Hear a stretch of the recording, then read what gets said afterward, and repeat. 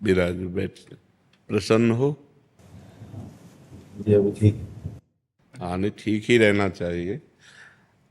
हम आपको अपने प्रभु का विधान बताते हैं थोड़ा सा। जब प्रभु किसी पर कृपा करते हैं, ये वैभव मिलना कृपा नहीं है, ये पुण्य है। पुण्य से एक घोर पापी को भी देखो, पाप करके भी उनका कोई पुण्य है जिससे वो सुकृत पूर्व के सुकृतवश चल रहे हैं, नया पाप है। ये वैभव बढ़ना या यश बढ़ना, ये भगवान की कृपा नहीं मानी जाती।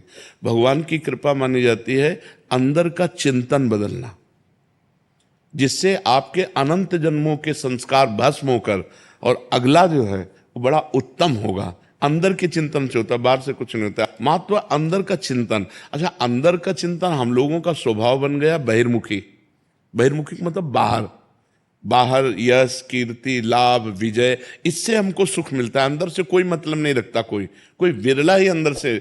अब क्या होता है, भगवान जब कृपा करते हैं तो संत समागम देते हैं, फिर दूसरी जब कृपा होती तो विपरीतता देते हैं, और फिर अंदर से एक रास्ता देते हैं।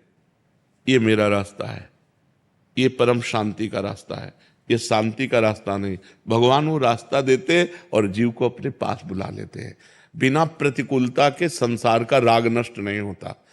किसी को भी वैराग्य होता है तो संसार की प्रतिकूलता देखकर वैराग्य होता है। सब कुछ हमारे अनुकूल है तो हम आनंदित होकर उसका भोग करते हैं।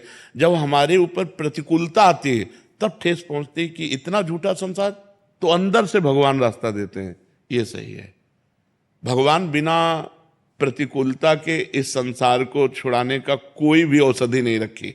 आज तक जितने बड़े महापुरुष हुए हैं, जिनका जीवन बदला है, उनको प्रतिकूलता का दर्शन करके बदला है। तो कभी प्रतिकूलता आए तो उस समय आनंदित हो कि मेरे ऊपर अब भगवान की कृपा हो रही है, कि मुझे सतमार्ग में चलने की प्रेरणा मिल रही है। अगर सतमार्ग छूटा हो, ये सब तो एक सेकंड के लिए आप विचार कीजिए। अब अपना सुधार कर लो, अपने जीवन को सत्य में ले आओ, तो अगला जो होगा वो बहुत जोर का होगा। चाहे जन्म हो तो श्रीवान कुलवान धनवान वैभव संपन्न ऐसे, और भक्ति की अनुकूलता, भक्ति की अनुकूलता। खास बात श्रीवान धनवान कुलवान नहीं, खास बात भक्ति की अनुकूलता। अगर इस जन्म में भगवत प्राप्ति नहीं हुई तो भगवान श्री कृष्ण ने गीता में कहा है कि मेरे भक्त का नाश नहीं होता। मैं कुलवान धनवान श्रीवानों के कुल में जन्म देता हूं और फिर पुनः भक्ति का माहौल देता हूं, और पूर्व का जो भजन छूटा हुआ हो वहीं से उसको। अब बिल्कुल ऐसे ही रहो जैसे रह रहे हो, बिल्कुल संसारिक बन करके रहो, लेकिन अंदर का चिंतन आपका बदल जाए। अंदर के चिंतन में आपकी यश की भावना न रह जाए, अंदर के चिंतन में आपको धन बढ़ाने की भावना न रह जाए। अंदर का चिंतन हो जाए, प्रभु बहुत जन्म व्यतीत हो गए, अब एक बार आपसे मिलना चाहती हूँ, एक बार आपसे मिलना चाहते हैं प्रभु, मुझे आप चाहिए, अब संसार नहीं। तो बात बन जाएगी, तो बात बन जाएगी। तो इसलिए आनंद पूर्वक भगवान का नाम जप करो, बिल्कुल चिंता मत करो। बाबा, क्या नाम जप से हो जाएगा? पूरा, ये हम अपने जीवन का अनुभव बताते हैं। सांख्य योग और अष्टांग योग और कर्म योग और भक्ति योग, चारों योगों में प्रवेश रहा है। पहले हम सन्यासी रहे हैं 20 वर्ष सन्यासी रहे काशी विश्वनाथ जी। तो हम सांख्य योग, अष्टांग योग, जो अष्टांग योग है ना, अष्टांग योग कर्मयोग, इन तीनों को अच्छी प्रकार जान करके और फिर भक्ति योग में आए हैं। स्वयं भगवान शंकर से बढ़कर कोई ज्ञानी तो नहीं ना, सनकादि से बढ़कर कोई ज्ञानी नहीं। वो हरिशरणम सनकादि हर समय जपते रहते हैं। भगवान शिव राम राम राम राम राम राम जपते रहते हैं। हम वृंदावनवासी प्रिया प्रीतम के उपासी, तो जो राम में राह है वही राह है, जो धा है ये रस देने वाली वस्तु है। तो हम राधा राधा राधा राधा, मतलब आप ये समझो कि हमारी इतनी तार्किक बुद्धि रही, हमारी श्रद्धालु बुद्धि नहीं रही। सन्यासी की जो बुद्धि होती है वो तर्क प्रधान होती, कसौटी पर कसने पर। तो हम केवल भावुकता में राधा राधा का प्रचार नहीं कह रहे कि हमने सुना और ऐसे ग्रंथों में पढ़ा हो, ऐसे कह रहे, स्वयं स्वाद लेके कह रहे और विश्वास के साथ कह रहे कि यदि आप राधा राधा जपते हो तो इसी जन्म में भगवत प्राप्ति हो जाएगी, इसी जन्म में। जैसे किसी से कहा जाए कि तुम सत्य बोलो, मंदिर में चढ़ के बोलो, तो हम मंदिर में नहीं, हम वृंदावन में बैठे हैं। करोड़ों मंदिर इसकी समानता नहीं कर सकते, भगवान का परम धाम है। अगर राधा राधा नाम चल रहा है तो इसी जन्म में भगवत प्राप्ति हो जाएगी। हमारी आखिरी श्वास यदि राधा, तो मुझे श्री जी की प्राप्ति, भगवान की प्राप्ति हो जाएगी। इसमें कोई संशय नहीं और किसी साधनों की कोई आवश्यकता नहीं। आप केवल अंदर ही अंदर चलाइए और लिखिए। देखो, हम जो कह रहे हैं उसको समझो।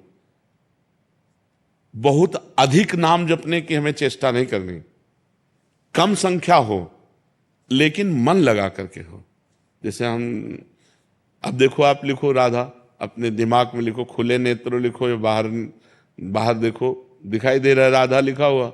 वही कान में सुनो राधा, वही अंदर उठाओ राधा। ये तीनों का एकाकार हो जाए तो ये करोड़ों नाम जप के बराबर है।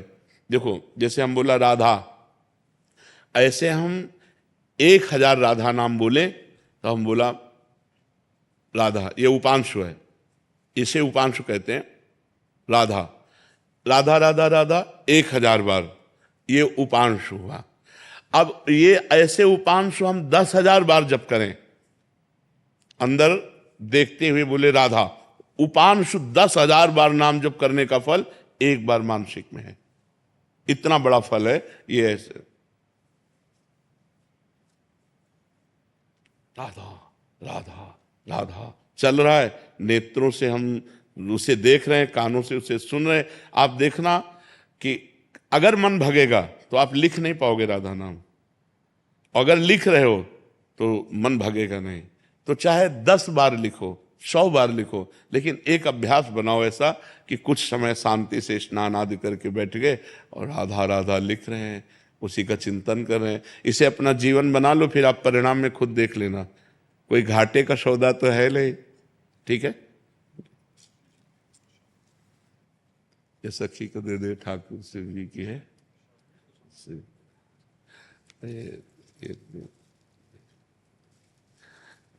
खूब आनंदित रहो, नाम जप करते रहो, प्रसन्न।